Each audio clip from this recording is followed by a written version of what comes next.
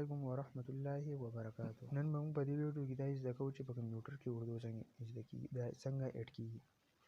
نو راځئ چې زده کوو. موږ به دلته کنټرول پینل سرچ کوو. کنټرول پینل چې موږ سرچ کوو بیا به دغه ایډ لینګویج کلیک کوو. په ایډ لینګویج کلیک کوو بیا به دغه ایډ لینګویج کلیک کوو. بیا به راشو دلته به اردو ګورو. په اردو باندې به کلیک کوو. اوس کته رالم اردو ما کلیک کړه. بیا به د اوپن کوو. بیا به دغه یو اردو پاکستان انډیا دی په دې اردو پاکستان به کلیک کوو. نو دا چې شو دا په دې کې ایډ شوه. بیا به دلته دا وګورو چې دا ایډ شوي دی که نه. نو په دې لاندې انګلیش باندې به کلیک کوو. دغه انګلیش نو هلته دا ایډ شوي ده. اوس په دې کې داسې حساب دی چې موږ خو دې ته اردو کیبورډ ایډ کوو. خو اوس داسې حساب دی چې په دې کې چې موږ څنګه لیکو نو هغه به نه لیکلی کېږي. لکه اوس ای لیکو نو په دې کې الف نه لیکلی کېږي. نو د دې دپاره به موږ اردو فونیټیک کیبورډ انسټالوو. نو هغه به موږ څنګه ګورو چې څنګه به انسټال کوو. موږ به هغه د ګوګل نه انسټالوو. لاړ به شو ګوګل ته. ګوګل کې به فونیټیک کیبورډ موږ سرچ کوو. دغه مخامخ پکې پروت دی. دا چې موږ ډاونلوډ کوو دا به اوس دغه ډاونلوډ شي. دغه ډاونلوډ شو. بیا به موږ لاړ شو خپل کمپیوټر ته. کمپیوټر کې به دا په ډاونلوډ کې پروت وي. موږ به دا اوپن کوو. دا به بیا موږ انسټال کوو. یعنې انسټالیشن کمپلیټ. دا به کلوز کوو. دا دې ته انسټال شو. بیا به موږ راشو دا لاندې انګلیش کلیک کوو. نو په دې کې به دا اردو فونیټیک کیبورډ راغلی دی. د دې فونیټیک کیبورډ فایده دا ده که نه چې موږ په کمپیوټر کې ای ووو نو الف به لیکلی کېږي. چې بي ووو نو با به لیکلی کېږي.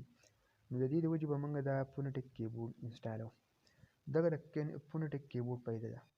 ښه د دې نه بعد به اوس موږ راځو ایم ایس ورډ ته چې په ایم ایس ورډ کې به موږ اردو لیکو.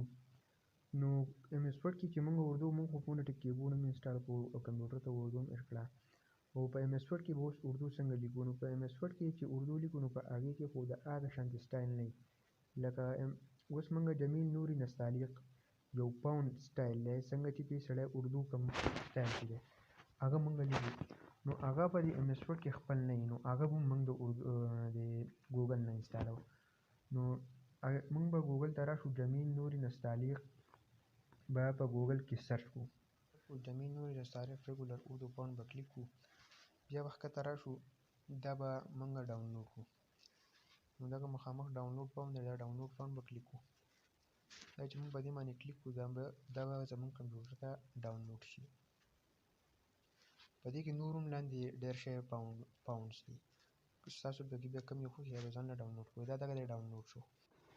بیا به موږ کمپیوټر ته راشو. په ډاونلوډ کې به پروت وي دغه جمیل نوري نستعلیق. دا به موږ دې ته انسټال کوو. دا چې موږ اوپن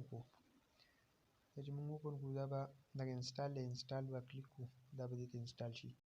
بیا به موږ لاړ شو ایم ایس ورډ ته. که ایم ایس ورډ زموږ سره کولاو وي نو هغه به موږ بند کوو. بیا به یې درسره کولاو کړو. ځکه چې کوم فاونټ چې موږ د ګوګل نه ډاونلوډ کړی بیا موږ انسټال کړو نو بیا دې ته داسې ډایرکټ نه راځي. نو موږ به یې درسره ایم ایس ورډ کولاو کړو. چې موږ کله ایم ایس ورډ کولاو کړو په دغه ځای کې به موږ جمیل نوري نستعلیق سرچ کړو. دی راغلی دی ورته پروت دی پکې. په ایم ایس ورډ کې به چې اردو لیکو نو کمپیوټر به اردو ته اړول پکار وي. نو چې موږ کله اردو ته اړوو نو دغه دوه کیبورډ دي. یو اردو فونیټیک کیبورډ دی. نو دا به یاد ساتئ په دې اردو فونیټیک کیبورډ ته کلیک کوو.